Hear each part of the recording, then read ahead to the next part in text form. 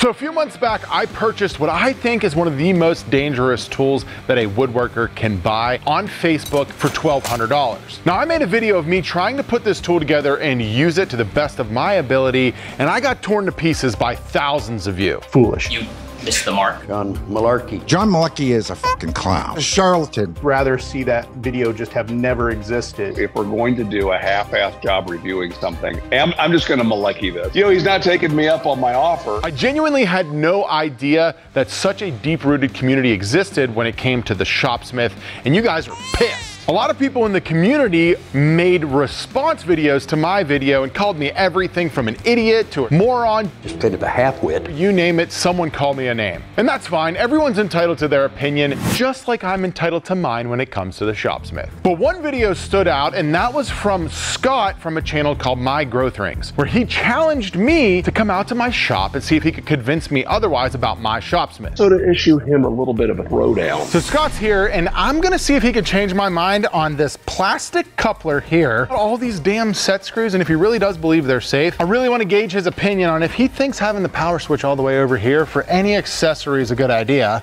Does he actually believe this thing saves space, especially with tools nowadays? And we're gonna see if he can actually convince me that this is a good tool for a beginner woodworker. So let's get into it. Scott, welcome to Pittsburgh. Thank you, John. If you're not familiar, Scott has over 250 videos on his channel, My Growth Rings. A lot of it's based around the Shopsmith. Much. I'm gonna go out on a limb here and say whatever you want, because you're gonna do it anyway. The foremost expert of the Shopsmith on YouTube, would be my opinion. I'm not gonna argue with you, John. And the first person to create a response video after I put out my video. An advocate to this day. So I'm really excited to have you here. I wanna see if this thing is better Denied. no, than what I thought it was from someone who's actually been working on the tool for decades. So appreciate having you here. We'll see. But first, How do you feel the Shopsmith community felt about me shining a light on this beloved tool that I just wasn't aware was so opinionated? I would say that we have a love-hate relationship with you, John. It's Foolish. great that it brought it into the light. More on the hate side. More on the hate side. We felt it wasn't represented as it should have been. Mm-hmm. Understood. That's okay. I mean, they say all news is good news.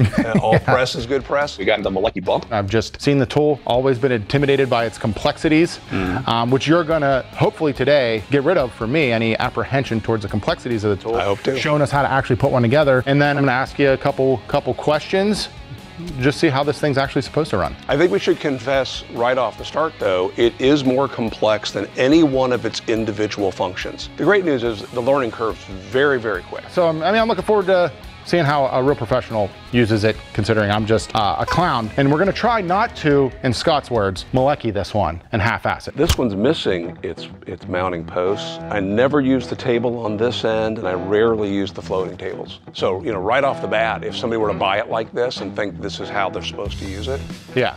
they're already starting off at a bad point. And this is how a lot of them wind up. And this is kind of how it showed up. Scott was immediately pointing out a few things, which were missing a few pins, right? And There are some parts that are not assembled correctly, and maybe that was done by the previous owners. This is why at least the beginning of the instructions are critical, because you can make sure that things are where they're supposed to be. For sure. And I think something that's interesting that I want to kind of set the precedence for here is like your audience, way different than my audience, and that's how YouTube works. But that being said, I understand that a lot of my viewers are looking for those first couple tools to get into woodworking or DIY or anything like that. That's kind of who I'm talking to. Sure.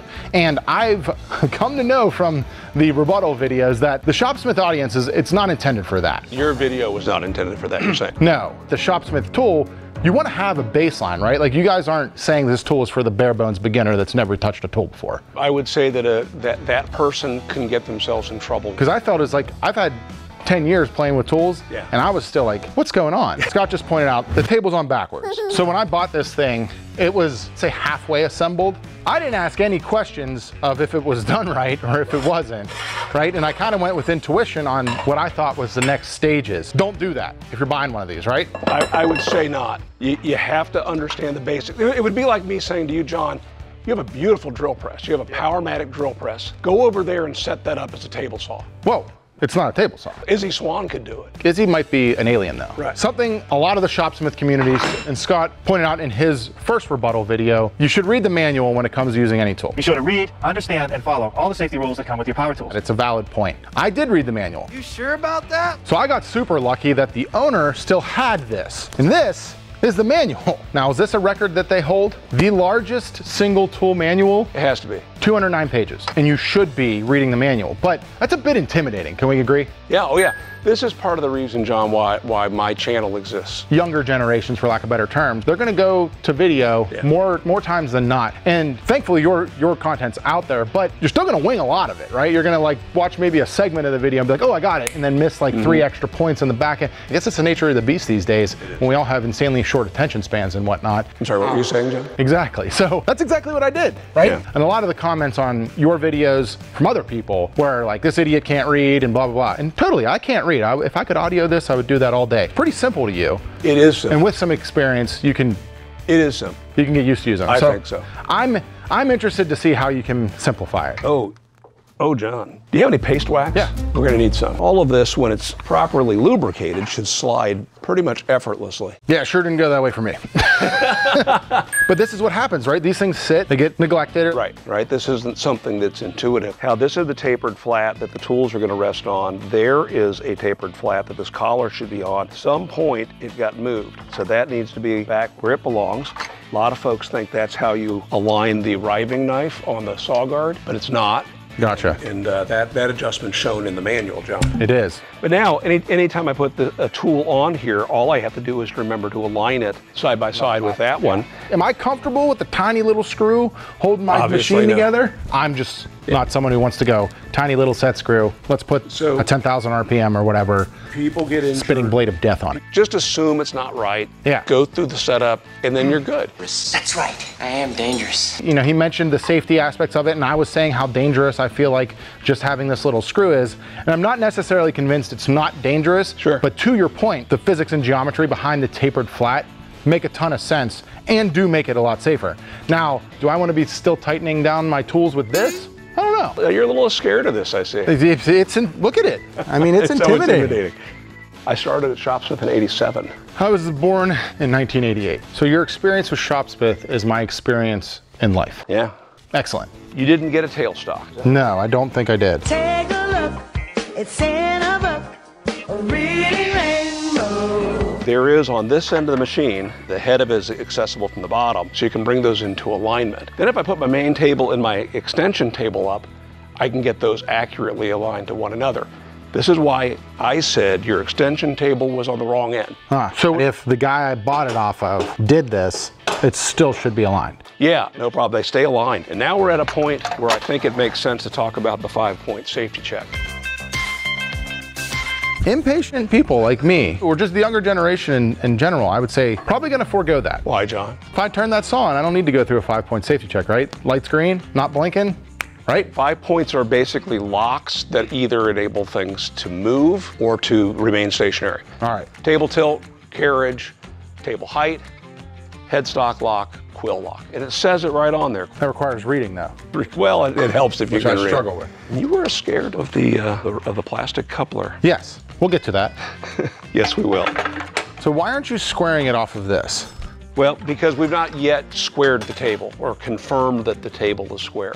Okay, Gotcha, so you square the gauge, then the table. Well, you can go either way. It now ships out perfectly aligned. They realize that people pull them out of the box and they want to use them. Yeah. But that costs more, right? Yeah. You know, it's like the difference between IKEA furniture and your furniture, It's right? good. Thanks, partner. But don't you think the tools have evolved? The original argument where you could save money by buying a Shopsmith went away when the imports started coming in from Asia. Yeah, motors can get just as much power and not have to be as large anymore. Especially as we're talking cordless, brushless tools. Yeah. Man. I'm actually surprised because I would expect you to also be a man who liked his plug-in power tools. Well, for pocket screws, Yeah. right?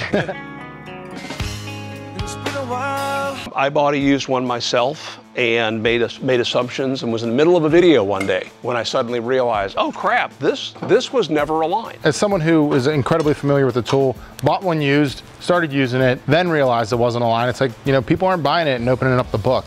Right.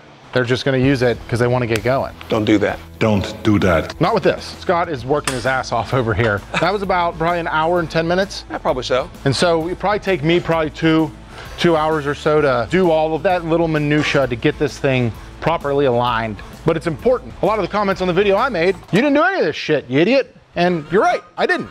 By the way, this was never aligned properly. But I knew this from your video. Okay. You can give a little bit. People are gonna buy stuff and not read the manual and just go. No, I absolutely concur. And I think not your video, but a lot of them, everyone just threw that out the window. No, that's fair. You've bought a drill press on used before probably, like we all have, right? You go and you're like, what's going on? Oh, and you take it apart and you're like, oh, I should have probably looked and said, we all do it. It's a thinking man's saw. I think that's the phrase you guys use. For fun, yeah. You should be thinking totally. Like, I don't take that as a knock at all. I totally understand. Would you say that a lot of those sequences of when to tighten, when not to tighten come with experience or training? Both. Both? Once you have the experience, I don't even think about it. So we were talking a little bit off camera here, and Scott was asking if I was familiar with a miter gauge, which you sounded like you'd never even heard of one. Damn! Obviously, I know what a miter gauge is. You could see it in my content all the time. This specific miter gauge is very important for the Shopsmith system. Yeah, I would say so. Part of it is the miter bar is pretty unique. It's slightly smaller than any other miter bar. Okay. And if I'm building a deck and I'm cutting a miter on a 20-foot long cap for my handrail, this is not the tool for that. No, it is not. Right? Yeah. So you got to know the limitations. And you can correct me if I'm wrong here. I understand it that you're looking at the tool as an opportunity to get into more tools in one time than it is, this is going to save you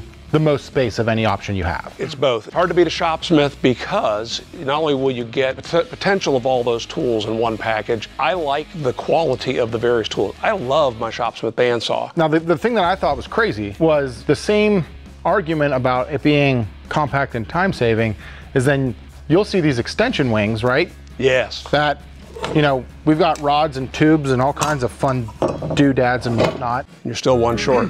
Am I? Yeah, you're one short of doing anything. And you'll get stuff running out in both directions, which I just find it to be interesting because I think this negates the space-saving argument. Like if you want to cut anything big, you're adding on tables. So the space argument is for storage.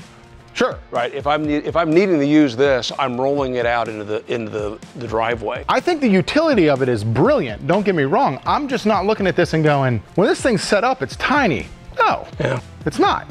Right, so when it's set up, those other extensions, I rarely use them. Yes. Every time you see these, you see them all set up in a crazy configuration, and they spend so much time aligning it. Yeah. And it's unnecessary. Here's the reality for me. In use, some of these things that can be done, I never need to do them. Correct. Yeah. I just don't. You found in your own search for these that they store away real nice. They right? do. If you're not going to use one, boy, can you? They're dust collectors. Yeah, they're actually. great shelves. Yeah. You know, so if you don't use them, then it doesn't matter. I see the whole intent and purpose behind it, but Boy's a butt. I can't agree with the argument about the space-saving stuff when you start to get into like, how you cutting a sheet good and you're throwing these tables on there, right? And a competent woodworker, not me, could make anything they want with this tool. For sure. There's a lot of little nuance to it, and the machine will run phenomenal. But you skip one of those parts and now the danger level gets completely elevated, right? You don't have one of the 5-point safety checks. If you're not aware of the flat spot on the arbor, right? That's the kind of stuff where I was like, dude, Scott's right. It can be super safe, but I'm kind of too dumb to even like go that deep into your content to watch it. Obviously I was. This is something that Shopsmith got right years ago, like that tapered flat. That's been on there since the 40s. I did want to ask you about the 40s. 40s are interesting times. Oh, really interesting times. Right? Lobotomies were still legal. Like it was a different time. Like a Dremel tool that you could power from this, and you could perform a lobotomy if you wanted to. Yeah. The evolution of safety since the time when that was conceived has evolved. But let's get into some of the accessories. Okay. I think because this is where I found it really difficult to get set up from my end. I can't wait to get to the plastic coupler. Yes. I believe I referred to it as something different. Plastic dildo. Shaft of all shafts. You were really scared of this thing. I just find it mind-blowing. If you're buying this out of the box and it's showing up and you're trying to set this thing up and you see that, and you know anything about tools, you're gonna be like, what is this thing? You wouldn't know what to do with it. What the hell is even that? Exactly, it's a fail-safe. I've never had one break. And the idea is when we put this thing on, that is now able to spin if I forgot to tighten these things down, that spring, if everything is properly lubricated, that spring will push the headstock away. Yeah, I've never seen anything like that. Yeah. And so I think all of you in your response videos can appreciate my reaction to this little plastic coupler and a tool that's made of almost, there's a ton of casting on this. Like this thing is a lot of beefy, robust casting. And then this little plastic thing. I was like, what the hell? The other thing that I didn't like is if you're using the tool and you're standing where you are, the power source is over the tool and behind it. Now my power source on mine is it's right here, still over the tool, but that little bit of reach. A lot of the criticism I got in the video, I was wearing a hoodie and I had my things dangling down, and you know, I'm stupid period for that. And I get it, I don't do that. Don't do that. But, you know, that was one of the places where I was like, man, I really don't like where the power switch is for that. I agree with that. On my machine, I actually have a switch box that's on this leg. You're right. I keep intending to do is put it on magnets so I can move it to that end, because same situation, you'd have to go around the shrapnel. And the other part with that too came with the bandsaw and any accessory. I was like, man, I just don't like where that power source is in regards to what you're using. But you should definitely be thinking while using the tool. Yes. This tool specifically is where I found that a second pair of hands would be nice. You know, as long as those hands are doing everything that you're thinking, then yeah. Well, shit. Anytime we want to put the bandsaw on, just bring it over, drop it down, and those shafts should be properly aligned. You put the coupling on, away you go. I think you've cleared it up with the set screw. Still don't love it, but I will eat those words. I will take those back, right? You've cleared it up a lot on the coupler here. As far as safety goes, I do not think that it is any more unsafe than a lot of other tools, except for the fact that it's all open in those couple variables. If you don't do your 5-point safety check, things could be sliding around and moving around, and that does inherently get dangerous. That is probably where that argument dies from my side. You tighten everything up, you're pretty good to go. Yeah. But I don't like that tilting table either. That's you said I'm using it wrong, but that terrifies me. And that's okay. I think we've won enough of the battles here, so thank you, John. For sure. No, so for from the side of safety things, you know, I think we're pretty clear that it's not the most dangerous tool in the world. I also stated in my first video about affordability. I don't feel like this is as space saving as it's claimed it to be, but I do feel that like a lot of tools have gotten smaller. So I actually got some of them here that come together, and they're sitting conveniently on a table that's about the same size as the Shopsmith. Let's just roll it over. When you price it out, you're looking at like 1,100 bucks to get into these tools. Now, you don't have a lathe, right? You don't have the disc sander. There's a bunch of stuff that this can still do if you got the right accessories, but we've got joiner, bandsaw, table saw, drill press. Sure. The majority of it. And so I really think that argument's negated in 2023. Is your price including the stand? Well, no, but you're not gonna. No, I'm just curious when you priced it all out. You know, we can, I think these are, I actually have no idea. I just put on that for our sake here. Gotcha. But the footprint wise, I think you're looking pretty much the same. Now, I got a steal at 1,200 bucks, did I not? Oh, it was a good deal. Yeah, and if you look on Facebook right now, Joe was actually looking them up before here. They're ranging from like $1,800 to $1,000, but I don't want to take away from the fact that the tool has a lot of utility, but the options have changed a lot since it was developed. Fantastic, yeah, absolutely. You know, in a professional setting, some of these probably aren't working as great. Right. But I also agree that like neither is a 4-inch joiner, right? And neither is some of the other things that come along with this guy. So can we agree on both fronts that it may not be the most space-saving tool of all time these days? Well, I don't know about that. I don't know that I can agree with that. We were on the verge of greatness. We were this close. I'm looking at the tools you have here. These are not comparable to the quality and capacity of the Shopsmith tools, but you are getting a variety of the tools that this machine can be. But much more power. This is not a bad way for a person to get into the market. Much more power coming from this guy. Yeah, for sure. My argument there is for the sake of gatekeeping. Is like I'm not saying that those are better. Right. I'm just saying you can still get into the hobby with some smaller tools and get as much versatility in the same budget. We were talking about gatekeeping, and for folks who don't know, it is this idea of putting down someone who follows a certain path. Correct. And making them feel like they're less of a craftsman. I just think for the beginner, that isn't the best option out there. I do think it has limitations. I'm not completely sold on the thing, but I will say for the sake of you coming out here to show me how it works properly, I don't think it's as dangerous as I thought it was coming into it. And I definitely think if you've got experience and you're looking for a couple of the tools in the small package with a more powerful motor, I'll give it to you. What do you think about a manual, John?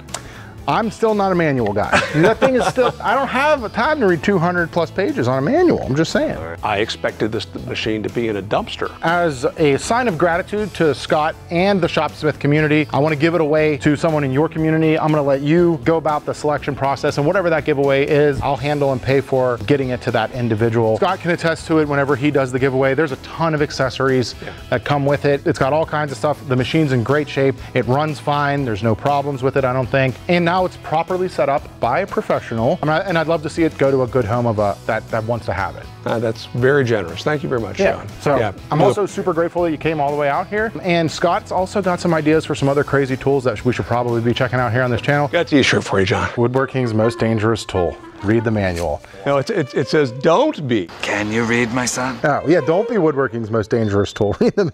He's got, that is great. I hope this is for sale on your website. It will be. Yeah, that's fantastic. No, I really appreciate it, Scott, and thank you. And once again, thank you for being so level-headed about the whole thing.